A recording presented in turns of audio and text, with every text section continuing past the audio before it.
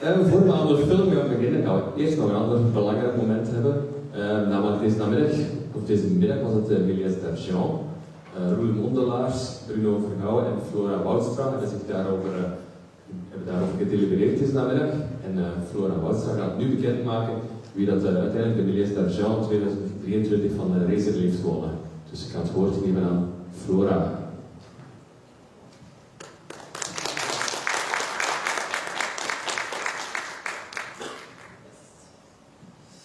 Hallo iedereen.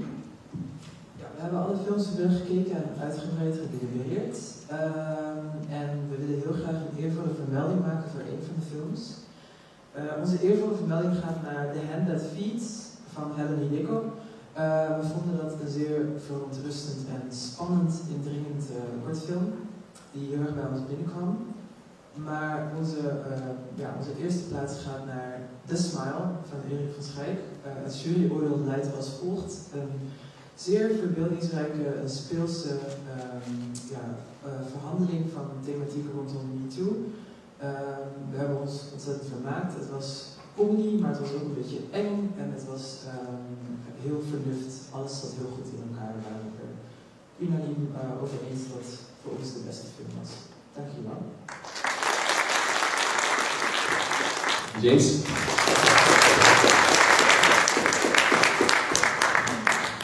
Thanks very much. Just a couple of words.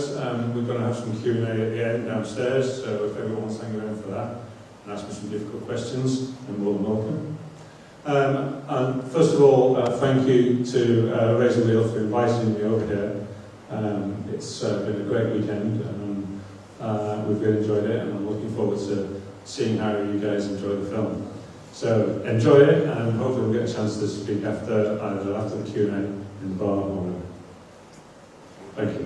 Many viewers were happy to see that you use practical effects, and they were really good. Can you tell something about those effects? Obviously, the gore and the explicit elements to it are, I think, quite realistic, and that it helps being a surgeon, obviously, because I know what it's supposed to look like. So when it's being designed, I can speak to my prosthetics team and go, it needs to be a little bit more like this, or whatever. And also some of the action sequence as well. I can probably make a good plan for what the human body can tolerate in terms of when they're going to pass out or when etc. So I think that definitely helps. A lot of the effects are practical. I had a very good prosthetics person.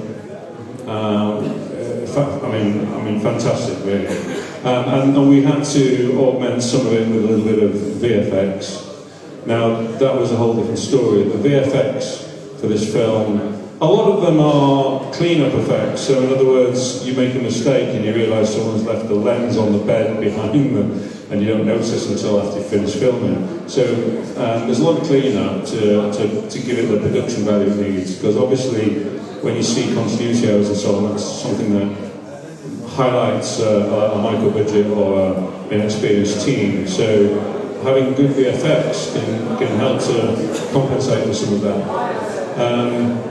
And VFX can be quite expensive, but COVID was really helpful in that respect. When COVID came along, nobody had any work, so I'd been trying to get some VFX people involved, and it was way too expensive, way too expensive. And then COVID hit, no one had anything to do, and actually a VFX guy from Manchester in England, he contacted me and said, I'd really like to get into films. I'm doing a lot of commercial work here, and I've got 8 computers sitting doing nothing right now because everyone's at home with COVID or trying to avoid it. I said, well, we've got a low budget, and he went, that's fine. He said, let's, give me what you've got, let's strike a deal. I'll almost do it for free because I just want to step into film. And it was great for me. I got a really very high quality set of VFX done for very little money, And it was good for him because he made the VFX on a feature film, and as a result of that, I met some of my other team members, including my colourist, Gary Madstone, who is actually an Oscar winner. He coloured Inception. Sorry, Interstellar, I mean, not Inception. As a result of that, he then got more work once COVID finished. So it worked really well, and I feel quite pleased that we were able to support someone else into the industry. We were lucky to see that razor reel, but the movie is also shown in London at Whitefest. How were the reactions of the audience? Because it feels like a British movie, but at the same time it's not a British movie at all. How were the reactions from the public? We went down really well at Firefest. They were a fantastic audience, and the Firefest team are a great bunch. We got a lot of media exposure from doing that festival, and of course that's really helped as well, just to generate some interest. We've got international sales from that, and basically it was the first time that we'd watched the film in front of a live audience. We'd done a few small test screenings with people we know, but this was the first and scary time where you've got people sitting there watching the people you don't know and you've no idea how they're going to react. And it was very well received. I had some very nice questions at the end and a few really nice comments. So yeah, I can't complain. I was very pleased. Perfect. I don't know if you notice it, but if there are any fans of Harry Potter or Star Wars in the audience, there is an actor called Jimmy V, who is starring those movies, and he was playing the presenter of those dog matches. How did you get in touch with Jimmy? Yeah, I mean, we had two Harry Potter actors in there. John Cantling, who plays Ghost, who's the long-haired guy. He was a Death Eater in Harry Potter as well. But Jimmy, do you know, I can't actually remember how the introduction went down for Jimmy V. I think we contacted him directly through his agent, who they were very keen actually. They read the script, and I had a conversation with him on the phone, and he said, "Yeah, he'll do it." We went to film all the scenes in a day and a half. So it basically means he came down, arrived early one morning, we did the scenes, he stayed over, and then he flew back to Scotland the following day. It was a lot of fun actually, but I'm quite particular, and the script had a lot of work on the script, and every word of my script was there for a reason. You know, there's no ad-lib in it, it had to be just right. It'd been well crafted by Tom and myself. But Jimmy didn't really bother to learn the lines off later. Yeah, or whatever. So I remember we did several takes and he kept getting it wrong, and we just eventually went, you know what, just do it, and I'll go with it. And it was great actually, and it cut together really nicely. And the visuals of that scene I love, because the character, he's so small, so tiny, and yeah, he's such a character visually. And we've got these big dogs, because it's supposed to be a dog fighting setup. And I was just thinking, if I was Jimmy, the master of ceremonies for this dog fighting, walking around on the floor with these big dogs around, it's going to be pretty nervous, but he played a role of being, you know, he could take any of those dogs on, he didn't mind it, and he had this cool hat and his cool outfit on, but he had to stand on several pallets so that anyone could see him. Yeah. And actually, the scene where he gets kicked, and in the original script, he would just be knocked over, and then he gets bundled into the cage. But he said, "Shots, would you like me to do a backflip when you get hit?" Somersault off the back, and I'm like, looking at him, "Really?" "Yeah, I do it all the time. I used to do it, you know, like in the circus, you know." So, "Yeah, no problem." So we did this thing, and he just went, just backflipped over the back of the pallets onto the crash mat behind me. It was just so special. And of course there are, as you know from having watched it, a few comedy moments in there to sort of let everyone go, and relax a bit before you start giving some more tension. And that was one of those moments where you get a bit of a chuckle because Jimmy Reed does a back somersault over the pallets.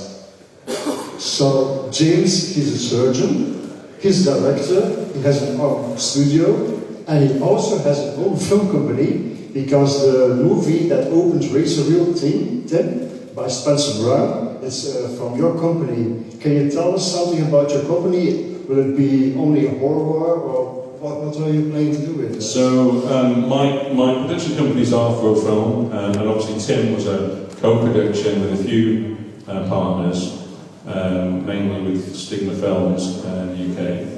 And we've got several other films on our slate. Arthro Film has got another film which we've co-produced coming out later this year, which is definitely a horror, very much a monster in the house horror, about think Babadook versus E.T. So it's a scary, misunderstood alien. That's saying my mum. But that's coming out at the end of this year. It's called Daddy's Head. I know it sounds a bit odd, but it is definitely a horror, I promise. And then on my slate, otherwise, I've got a psychological horror set in space. It's a very claustrophobic film. It's untitled as yet, but that's a lot of fun, and that will be a nice film to build a set for in the studio. And again, it'll be very claustrophobic. We've got all the materials for that. We've got a really good script for it, and I'm currently quite excited about two other projects. One which is not horror actually. It's actually a spy heist thriller set in 1971. It's called The Rendezvous, so watch out for that one if you like other genres other than horror. And then I'm currently doing a 6-part TV show, which I think is going to be a bit too gritty for TV, but it's hopefully going to be picked up early by one of the streaming platforms. Hope, fingers crossed, Netflix, who knows. But that's called Incision. And that is about a rogue surgeon. Okay, oh nice.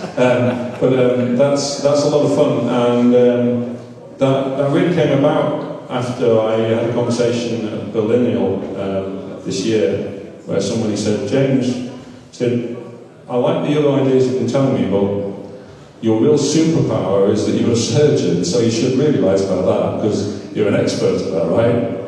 And I thought about it, and I instantly went away back to my hotel room and started writing some notes. And within the following morning, I had a meeting with the producer, and he shook my hand and said, I'm in, I like it. So that's gone quite quickly. So it's not horror, but it's definitely sort of thriller.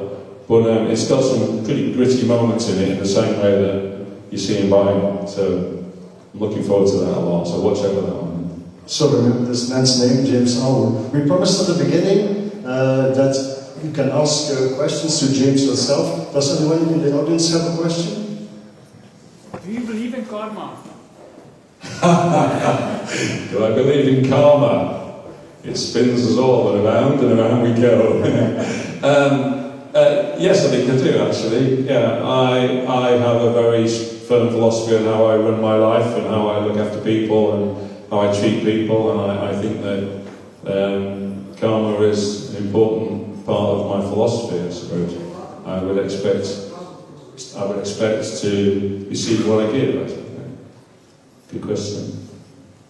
More questions from someone? Yeah. I am a wizard. I am granting you your dream project. No budget, every actor you can get. There's no limitation. What would you make?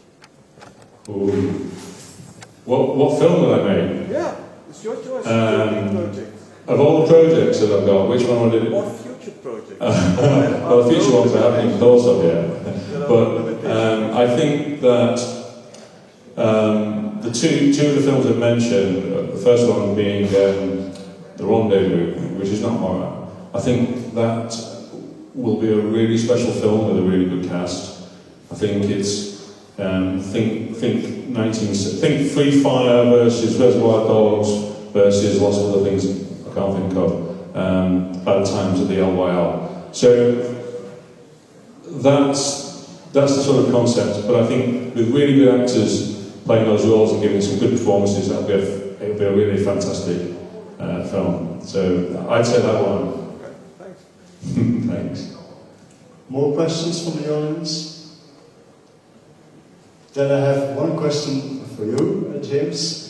If you open the IMDb page from White, there is a really nice comment about the movie, but there is one advice. Never eat cake by James at home. Do you know why it is written down by IMDb? Well, I wouldn't like to offer anyone anything I've made, that's for sure. But certainly Christina, my other half, makes the most special cakes you can imagine. And I'm quite happy to go with that theory though, because I like to eat them all myself. Okay. Give us an applause.